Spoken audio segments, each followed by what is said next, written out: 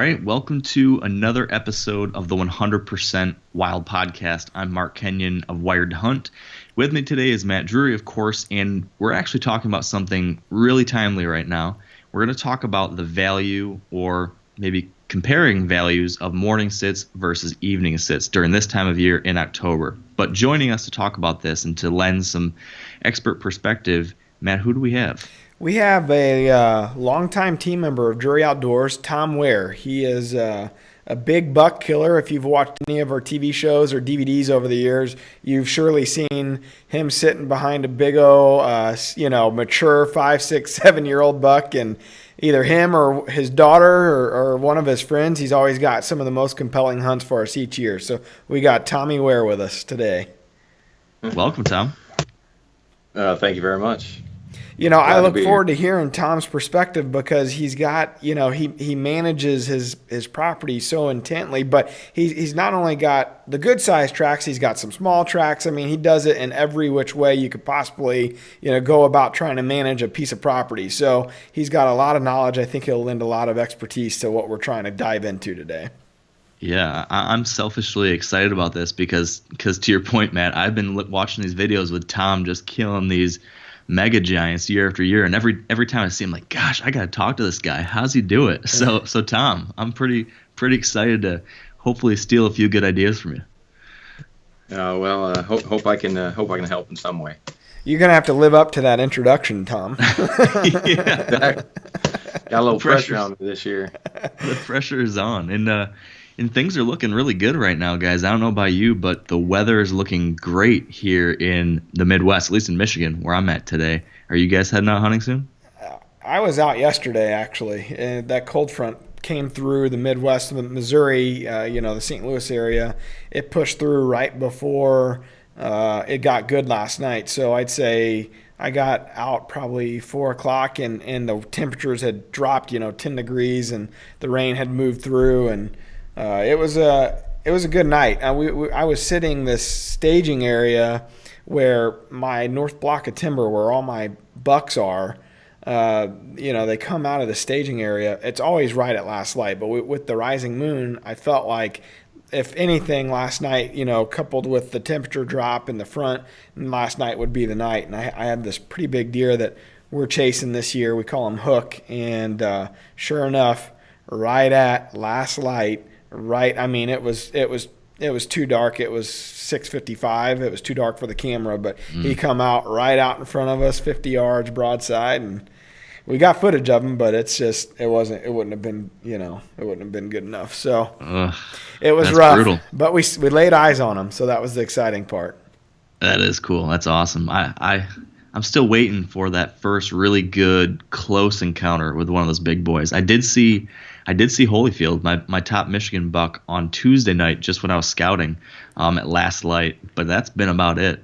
But tonight I'm heading out, excited to go to a new spot and see if I can't take advantage of this good cold front, like you said too. What about you, Tom?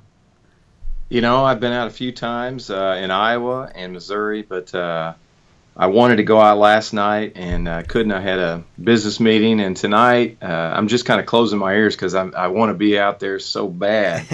But I have a parent meeting for my daughter tonight, and we have to be there. And so, of course, that's more important. But definitely, I want to be out there. I just got to close my eyes and wait. Yeah, I'm with you though, Tom. My wife has our final ultrasound for our baby coming here in November today at 3. So I'm out as well. Oh man, so yeah, I got to carry the mantle tonight. Yeah, for sure. Well, I guess with that said, since I am trying to head out here hunting pretty soon, should we get to our question of the day, which, like we mentioned, is going to be pretty relevant to probably what a lot of us are going to be doing here in the next couple of days? Yeah, absolutely. Yeah, I did hear one thing I'd like to tease Matt a little bit about. I did not realize you have a baby due in November. Yeah. What kind of planning was that? I think this comes up every podcast.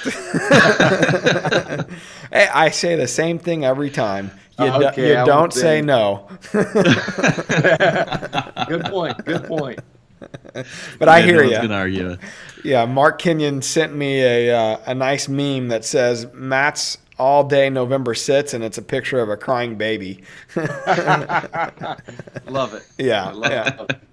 So Yeah, I'll tell you what, we're gonna rub it in a little bit when it gets to that first week or two in November, and hey, you got the really good stuff though. That's exciting. yeah, So yeah. So Hopefully someday maybe your child will be with you during the birthday and it'll all be worth it. that's So, right. That's right. I look forward to it.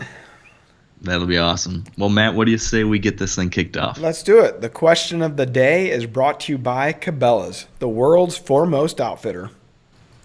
Hey guys, my name is Mark and I'm from Kansas.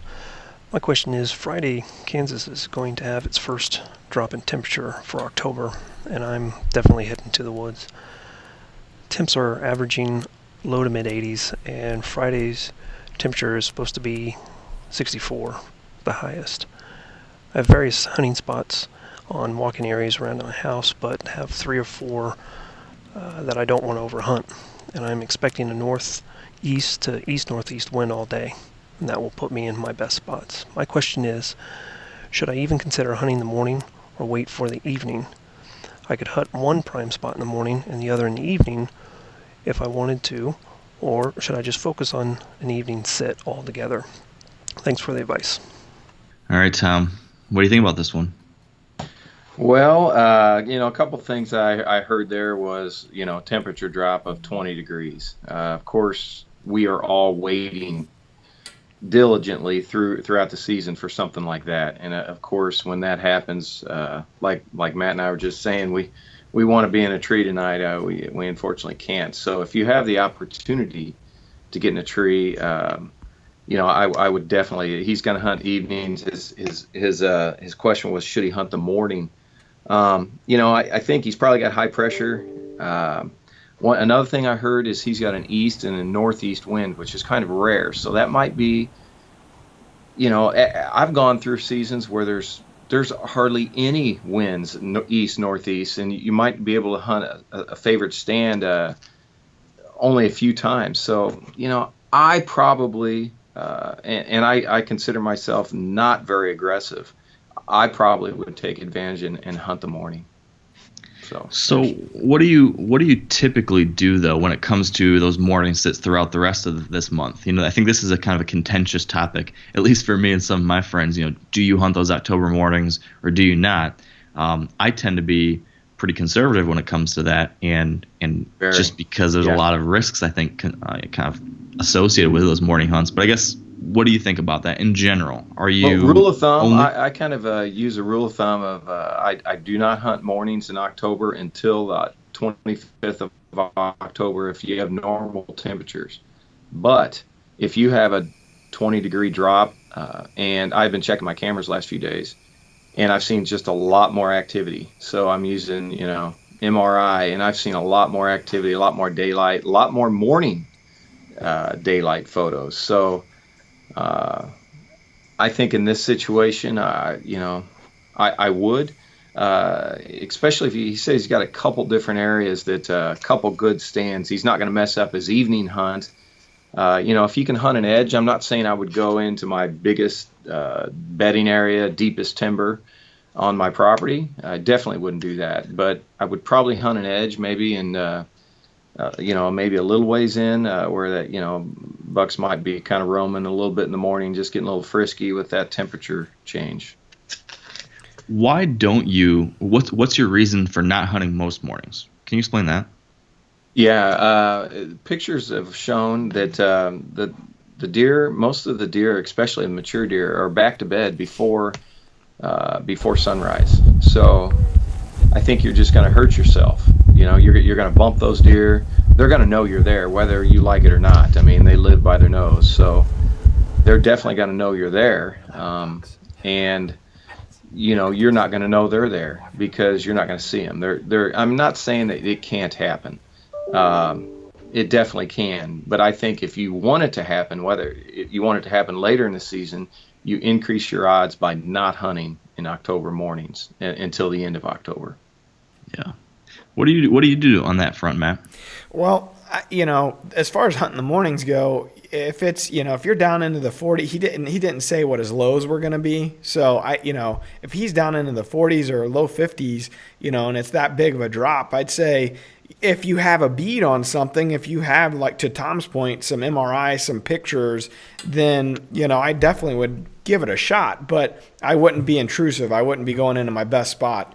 Not this early. And my knowledge is just based off of what I've always heard Mark and Dad say, so, I mean, I'm and guys like Tom Ware, I mean, I don't have as much personal experience hunting this time of year just because it's kind of been ingrained into me that, hey, stay out in the mornings this time of year because you could do more damage than good. So if you want it to be really good when those mature bucks are going to be up on their feet in late October, early November, stay out, even though you're dying. You've been waiting all summer, you're dying to get out there, but you can do more harm than good. So if you got a bead on something, if you know that you just got them patterned, and like Tom said, you can get in there pretty easily, yeah, why not? I mean, if it's in the 40s or in the 50s, low 50s, but it's been in the 60s and 70s, I mean, that's a pretty big temperature drop. So it'd be worth a shot, but I would make sure that I had something lined up, a reason to be in there before just going.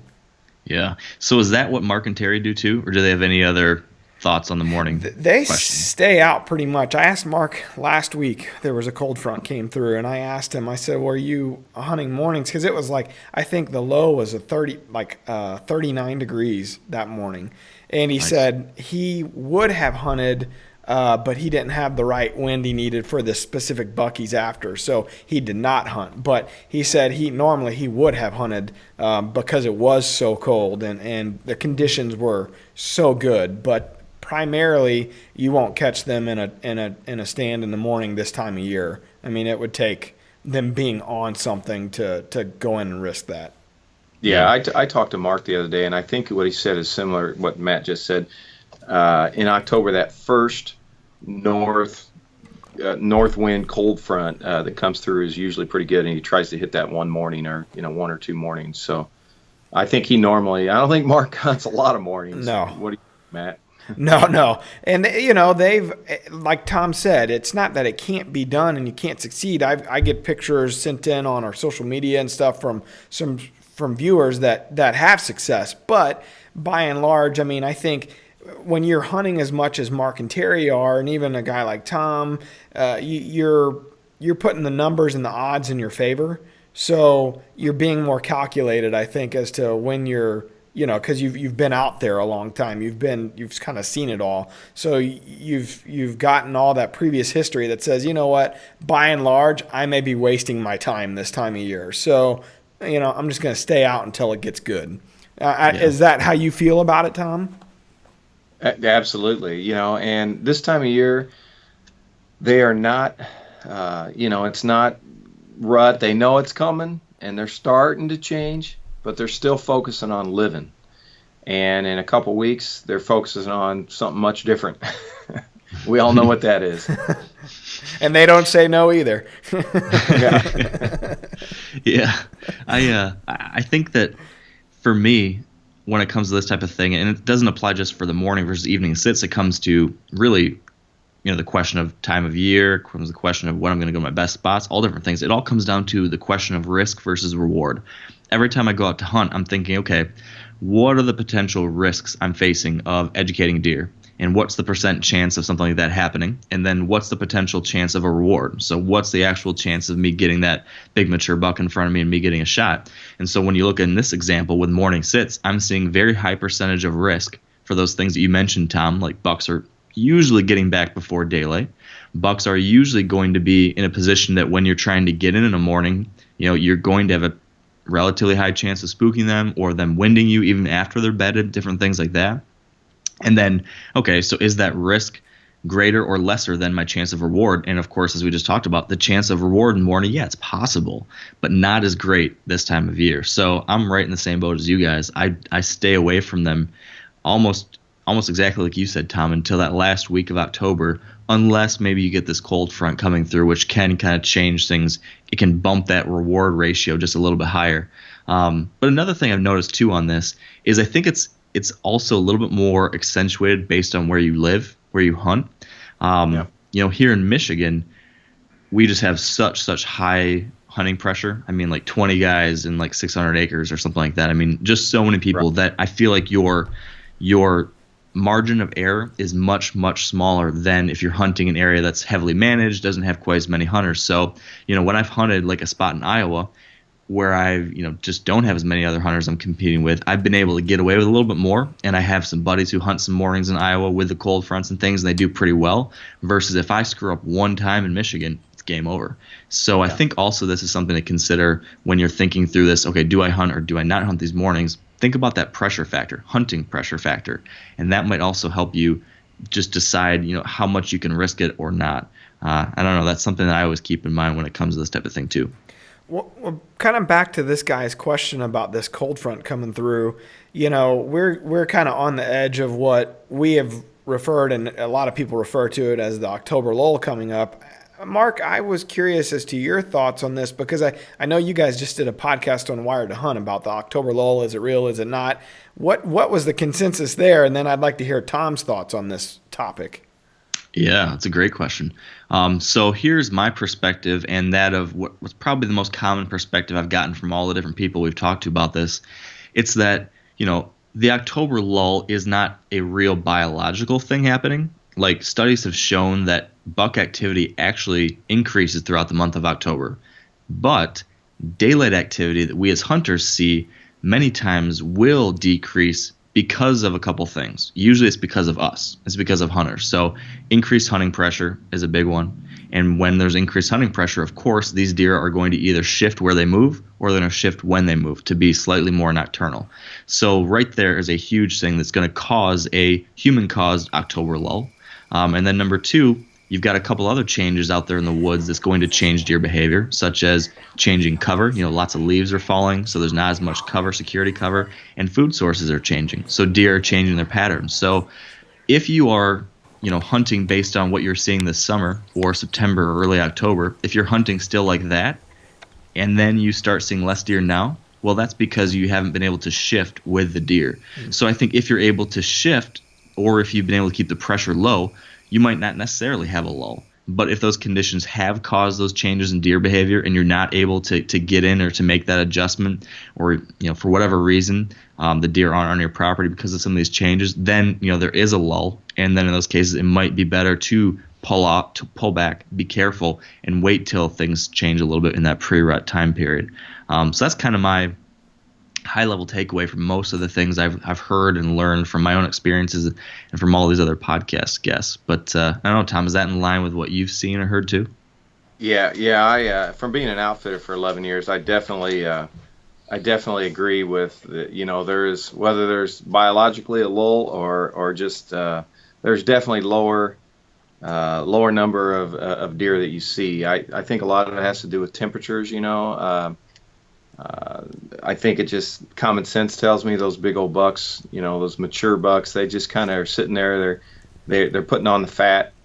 So if I wouldn't want to go walk around in 70, 80 degree temperatures with, two big winter coats on myself. So I think that's just part of it. And they know, I mean, they with the sense of smell they have, they know exactly, there's not very many does in estrus during mid-October. So I think they're just waiting. And so I think you can kill one during the October lull, obviously, especially if you get these temperature drops. It's totally different.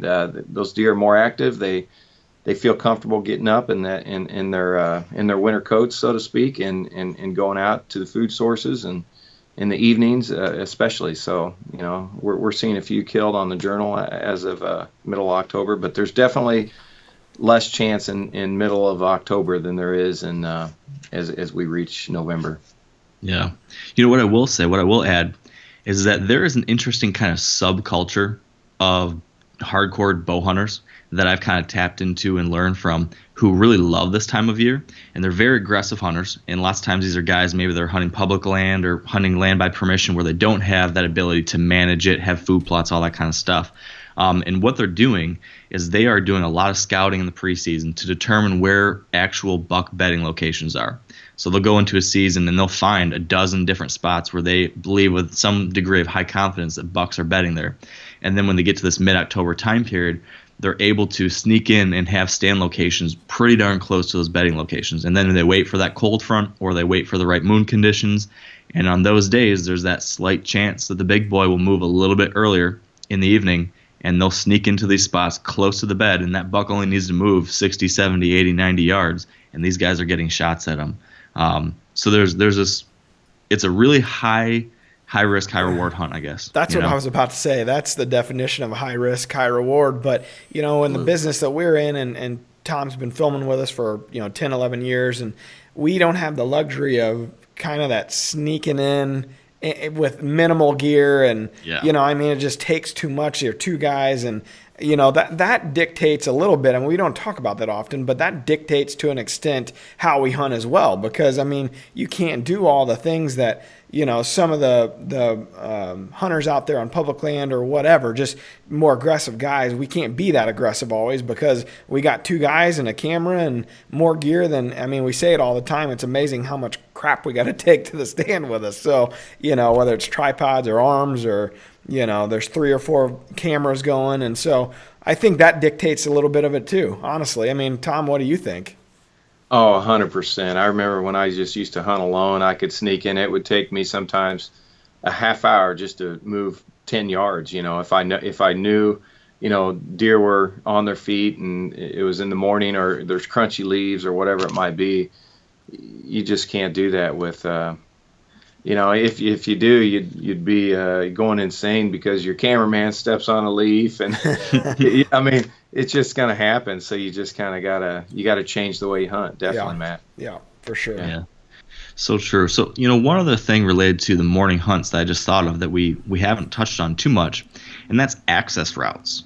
I think that's one of the biggest challenges, right, with the morning hunt is trying to get in there without spooking those deer. I'm just curious, Tom, for those days when you do hunt the mornings in October, when you do get that cold front, what's your – I know this is going to be different for every different set, but, do you have any rules of thumb or suggestions on how to try to access those spots in the mornings without blowing out your hunt?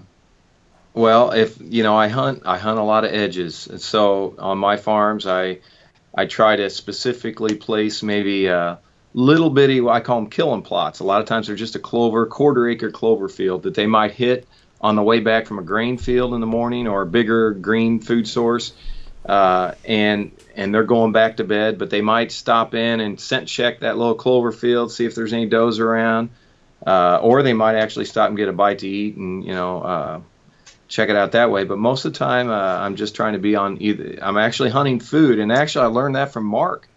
I used to never hunt food in the morning, and that's just the way I grew up and the way I was taught is you don't go to the food source in the morning, you're going to bump them. But we've kind of changed that and hunt edges, and we'll hunt like a CRP field right off of the food source where I can sneak in. But I'm always watching that wind and blowing my scent over areas where they're not going to be, and I focus on that so much it's insane, really. What about you, Matt? Well, honestly, this time of year, I'm not hunting as much as I try to get in the evenings the best I can, but it's about an hour and a half drive from my lease, and Dad's farm's 3 hours. So I just pick cold fronts more than anything and try to capitalize off when my best. I think the most odds are in my favor, and it's strictly based on that at this time of year. Now, once we get into late October and early November, definitely I'm being more cautious because I'm getting into some of my timber sets, and I'm being more aware of what I have to walk past in order to get to. For instance, like my best timber spot last year, it's where I missed my buck, and it's where Adam killed his 183, my lease partner. And it's in their bedroom, and it takes forever to get back there. It takes longer than I wish it would, and you got to walk through, there's a good chance you're going to bump something. But you just take it slow, take it easy. You go in way early. I mean, that's the one thing that we started doing more and more. We go in way, way earlier than we would at maybe Dad's place when I'm at the lease. Because when I want to get into that best spot, I know I got to take my time. I got to be slow. And it's got to be dark, like really, really dark. So, I mean, those are just kind of some of my tactics, but it just doesn't really apply this time of year because I know I'm not going to go out in the mornings just because I don't have the setup on the lease like I would need to, Yeah. So. Yeah. Having that right setup for an October morning hunt, I think, is super important. Some people are going to have it, some people aren't. And if you've got a property that, all of your road access, like where you have to come from, is, if there's a huge, big, wide open field between you and the timber where you want to hunt, I mean, if there's no way to get in there without spooking deer, even if it is a cold front, I think you need to probably say no to that because you're just shooting yourself in the foot from the very get-go. So I think really considering adding access into the equation when considering if you're going to hunt that morning or not, that's super important this time of year. So another thing to consider is if there's pieces of the property that you have that you're never going to hunt, you're not going to really ruin anything, and maybe you have a job where you can only hunt mornings, or a situation like that. I think it's definitely go. I mean, part of hunting is having fun and getting out there and just seeing nature. And if you can actually, if that's the only time you can go, and you're sitting here going, oh, I'm going to ruin everything, but maybe there's part of the farm you're not planning to hunt, but you just want to get a little taste of it and get acclimated to hunting and getting ready, remembering all the range finders and all your gear and everything you need. I'd say go. That's what it's all about. Yeah, it's a good point. You should be having fun and not stress about some of these things too much. Another thing too is, if you don't have a property if you don't have that type of situation where you can, hunt and not worry about it, go hunt some public land in the morning so you still get out there, have some fun or something like that. It sounded like you're going to say, go mess up the public land. There's some public land hunters are probably thinking, no, please just stay out. Good point. Well, do you guys have anything else you want to add on this whole topic? No, I think, right now is this cold front, we're going to put this podcast up today. We're trying to make these podcasts timely. So hopefully it can help somebody make a decision, if they're weighing it in their mind whether or not to go or what to do here. I mean, hopefully it'll help somebody out instantly right now because now's the time with this front that's ushered in. And, the moon's going to be rising later and later, the next few days. So it's, like right now is theoretically should be as good a time as any for the next, several, maybe even a week here, looking at the extended forecast. Yeah, it's conditions are lining up for some pretty good mid-October hunts. So I actually will be testing this theory we've been talking about. I'm going to be hunting tomorrow morning too. I've got a spot that I can access from, there's timber adjacent to the road, so I can kind of backdoor it, go right through this timber, slip in there, and get in there super early. Big cold front like we talked about. It's going to be in like the mid-30s tomorrow. So we'll see. Maybe I can prove our point here that mornings can be okay if you've got the right conditions. Nice. Good luck, man. Absolutely, yeah. Thank you. I'm thinking I might do the same thing. Okay. All right. This podcast has got you all jacked up. Yeah, that's right. Well, I guess before we go, really quickly, an update for anyone watching or listening. If you'd like your own question answered on a future episode, go to wiredtohunt.com/100%wild, and you can send in your voicemail question, and we'll listen to it and hopefully help you on a future episode. And then make sure you're subscribed to the podcast either on iTunes or Stitcher or Google Play or wherever you get your podcast. If you want to listen to the audio version, that's where you do that. If you want the video version, you can go to the Drury Outdoors YouTube channel. And Matt, what else do you got on your side? Yeah, actually, I'm glad Tom's on with us right now because this week on the YouTube channel, we just put up a new hunt it's never been seen before. It's of Tom and his daughter. So it's a really, really good hunt. I urge you to go over to our YouTube channel and check it out. I think the title of it was something like Father-Daughter Duo. It's pretty cool. It's a really good piece. And the good part about right now on our YouTube page, we're doing more and more of that stuff. So I think today we're going to, or maybe it's tomorrow, we're going to be putting up this hunt of Jared Lurk's of Klondike that we talked about in our last podcast. It's finally going up. It's an epic hunt. We're putting episodes of Natural Barn up each week. I mean, we're populating this thing with more and more content. So it's definitely becoming a source for us. We're putting a lot of focus on it. So now that the season's here, make sure and check out, subscribe to our YouTube channel, Drury Outdoors, and check it all out. The journal, as always, it's going to start heating up here. We try to keep it pretty up to date. So I think, and Mark, you've even mentioned this before, kind of depending on where you're at geographically in the country, you can kind of see where the front will push through, and you'll see the success that our guys are having across the country. So check that out, DruryOutdoors.com. And as always, go to our social media sites, Facebook. I know Dad just yesterday did another live talking about the October lull and kind of this cold front. So you can get some cool information over there from Mark and Terry as well. So just make sure and check us out. And as the season's rolling on, we're very committed to getting you guys like up to date access to what, guys like Tom and Mark and Terry and Jared and all of our team, what they're thinking and what they're doing right now. So be sure to tune into us. And I think, hopefully we can help you guys along through the season. Yeah, I'm always enjoying what you guys are putting out there. So I guess good luck to you, Matt, and Tom. Thank you so much for joining us. We appreciate it. Thank you. Thank you very much. Appreciate it. Good luck in the morning, guys. Hey, shoot straight. Take care. Thanks, everyone. Peace.